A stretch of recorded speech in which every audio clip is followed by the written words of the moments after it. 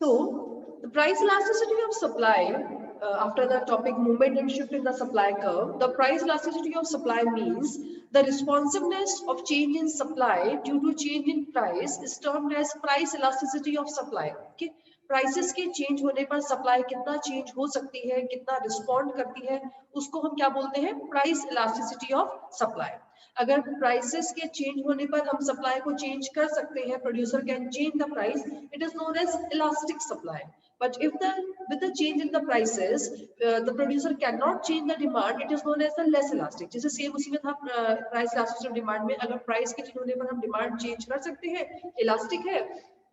Demand change नहीं कर सकते हैं, लेस इलास्टिक है, इन इलास्टिक है. तो प्राइस इलास्टिसिटी ऑफ सप्लाई क्या डिपेंड करता है कि प्राइसेस के चेंज होने पर सप्लाई में कितना चेंज हो सकता है, that is known as price elasticity of supply. Generally क्या होता है, जो एग्रीकल्चर प्रोडक्ट्स होते हैं ना, जिनके प्रोडक्शन में समय लगता है, उनकी सप्लाई इलास्टिक नहीं होती है. अब सपोज करिए समय पर आपके जो कुछ फ्रूट्स हैं वो बहुत महंगे, जैसे आम अगर हम लेते हैं, वाटरमेलन लेते हैं, क्यों मौसम के नहीं है, बहुत महंगे हैं ना, 200 रुपए किलो, 250 रुपए किलो, ये कोल्ड स्टोरेज में हो. अगर कोई प्रोड्यूसर चाहे कि मैं उनको प्रोड्यूस कर लूं और बेच दूं, प्रोड्यूस होंगे नहीं ना, वो इस मौसम में प्रोड्यूस हो ही नहीं सकते हैं. अभी प्याज इतना महंगा चल रहा है, टमाटर, आलू सब इतने महंगे चल रहे हैं, लेकिन हम चाहकर भी इनकी सप्लाई नहीं बढ़ा सकते, क्योंकि ये सब नेचर के ऊपर डिपेंड करते हैं. तो इनकी सप्लाई कैसे हो जाएगी, लेस इलास्टिक या फिर in elastic. So price elasticity of supply depicts that the responsiveness of change in supply to change in price is elasticity of supply. Now the next one over here is, इसके बाद आपको method बताया गया है, लेकिन पहले हम इसे पढ़ेंगे kinds of elasticity of supply, फिर हम इसका न्यूमेरिकल पोर्शन स्टार्ट करेंगे.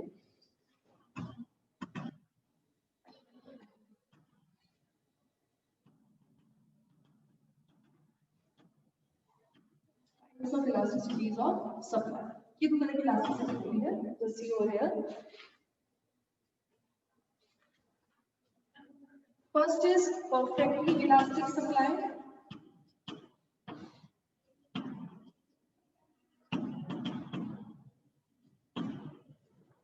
परफेक्ट इलास्टिक ना, जैसे हमारी परफेक्ट इलास्टिक डिमांड थी, ऐसी परफेक्टली इलास्टिक सप्लाई, यानी कि प्राइसेस कितने हैं, 30 30 30, और सप्लाई इसके ऊपर कितनी ही चेंज हो सकती है, it can change to any extent, perfect elastic.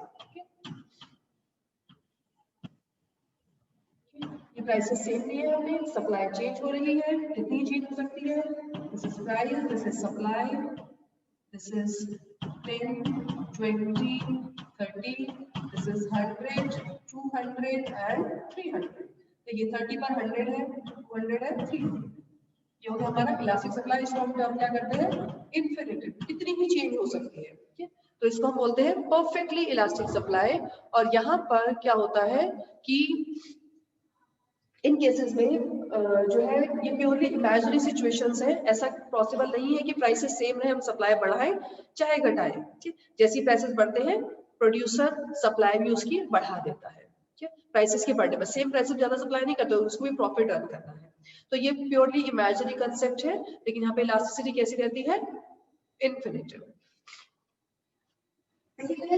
Perfectly elastic supply. Elastic का मतलब क्या होता है, इलास्टिक का मतलब ये होता है कि चाहे प्राइसेस बढ़े चाहे प्राइसेस घटे, सप्लाई चेंज ही नहीं हो सकती है. तो उसको हम क्या बोलते हैं, परफेक्टली इनइलास्टिक सप्लाई. प्राइसेस बढ़ रही है लेकिन सप्लाई कैसी है, कांस्टेंट चली आ रही है, इसको हम बोलते हैं परफेक्टली इनइलास्टिक सप्लाई. 10 20 30 100 200 300. अब देखिए यहाँ पर ये बिल्कुल कांस्टेंट चली आ रही है ना, प्राइसेस कम 10 है 20 है 30 है, इसको हम बोलते हैं परफेक्टली इनइलास्टिक सप्लाई. यानी कि जब सप्लाई बिल्कुल भी चेंज नहीं हो सकती है प्राइसेस के चेंज होने पर, उसको हम बोलते हैं परफेक्टली इनइलास्टिक सप्लाई. यहाँ पर इलास्टिसिटी होती है 0. ठीक है बच्चों, तो ये क्या हुआ, परफेक्टली इनइलास्टिक सप्लाई. प्राइसेस बढ़े चाहे घटे, सप्लाई में कोई चेंज नहीं है. ये भी क्या है, प्योरली इमेजिनरी कॉन्सेप्ट है, that is not applicable in the real life.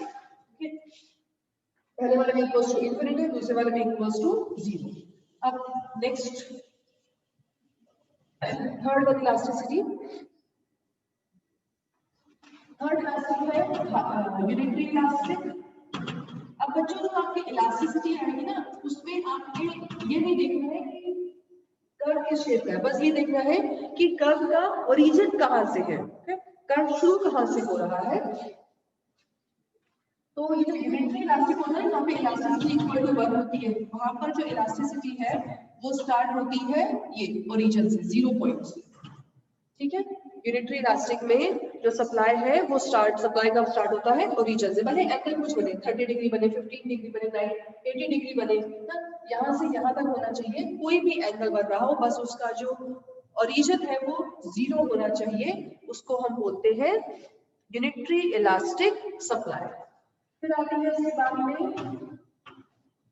Highly elastic supply. High elastic होती है जबकि इलास्टिसिटी इज मोर देन 1। यहाँ पर क्या होता है, आपकी जो इलास्टिसिटी है वो y एक्सिस से शुरू होनी चाहिए। y एक्सिस, ये y एक्सिस है, ये x एक्सिस। अगर सप्लाई का y एक्सिस से शुरू होता है तो इसको हम बोलते हैं हाईली इलास्टिक सप्लाई।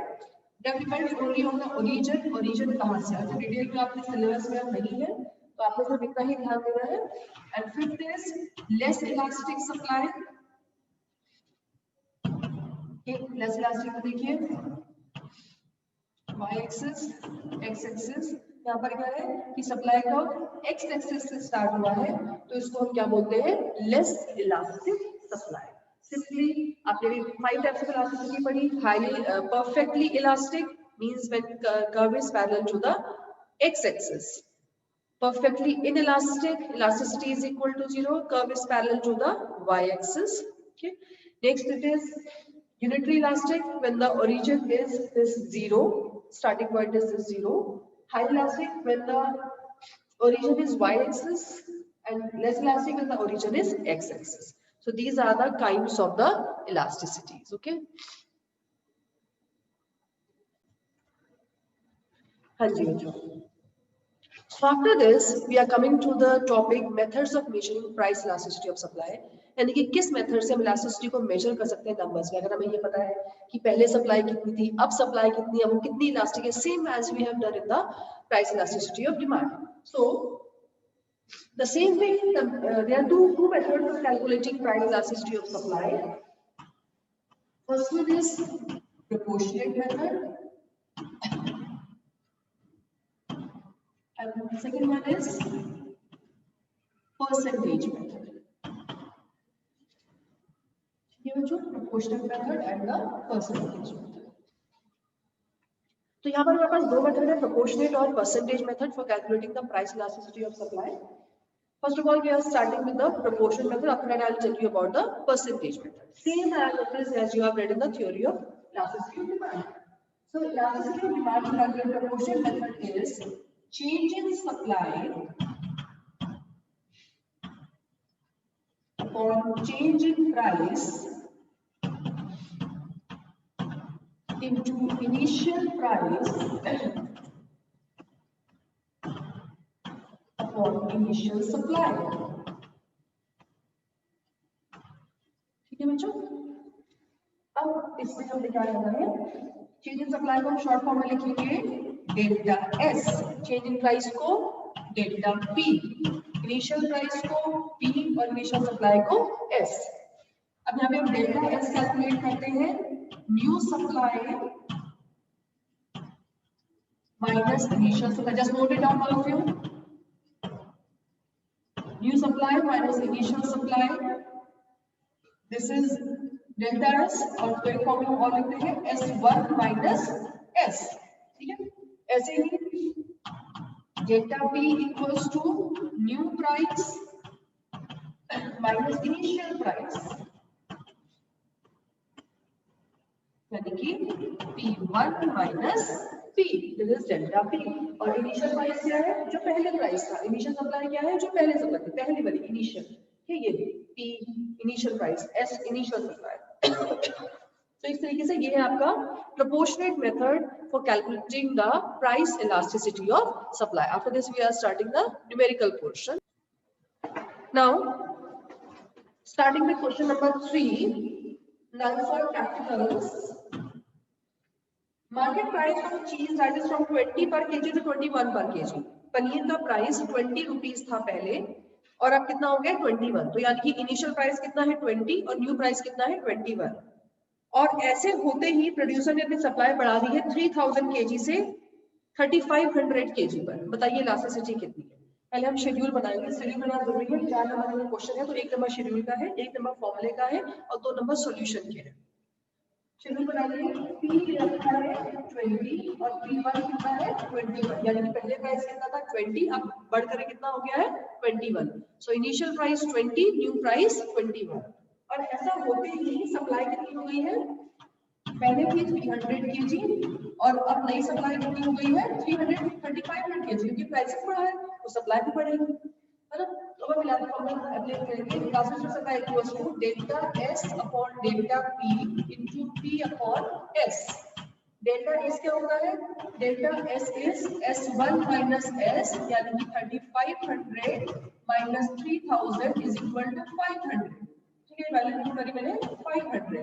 ऐसे ही अब डेल्टा P का फॉर्मूला क्या है लिखा है मैंने भी P1 माइनस P, यानी कि 21 माइनस 20 आगे ये 1. 500 अपॉन 1 इनटू इनिशियल प्राइस कितना है 20 और इनिशियल सप्लाई कितनी है 3000. सॉल्व करेंगे इसको. 500 6 3000 और ये आ जाएगा आपका 20 डिवाइड बाय 6, 2 3 जा 6, 2 10 जा 20. 10 upon 3 it comes out as elasticity of supply is equal to 3.33.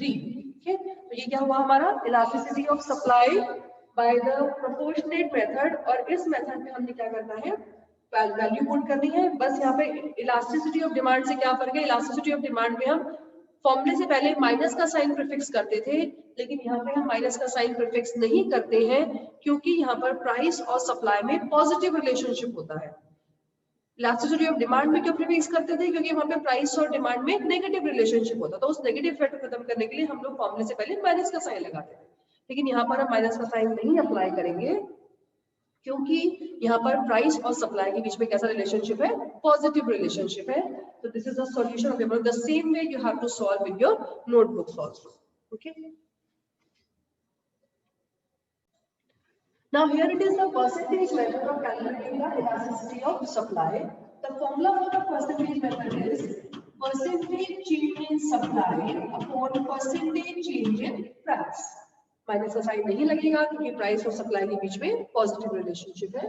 तो this is percentage change in supply. यानी चेंज इन सप्लाई आई है उसको हमने परसेंटेज में कैलकुलेट करना है. अगर नहीं दिया है तो ऐसे ही परसेंटेज चेंज इन प्राइस को भी हमने परसेंटेज में, सॉरी चेंज इन प्राइस को भी हमने परसेंटेज में कैलकुलेट करना है अगर हमें नहीं दिया है तो परसेंटेज में. तो इसको परसेंटेज चेंज इन सप्लाई को चेंज करने के लिए हमारे पास फॉर्मूला होता है S1 minus S upon S into 100. ठीक है बच्चों. और परसेंटेज चेंज इन प्राइस के लिए P1 minus P upon P into 100. ठीक है.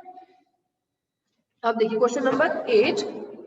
When price of a commodity falls by 10%, अगर प्राइस 10% से गिर जाता है प्राइस, यानी कि आपको percentage change in price given है 10%, जिसको आप माइनस में लेंगे क्योंकि ये फॉल है. जो भी चीज फॉल होगी वो माइनस में ली जाएगी.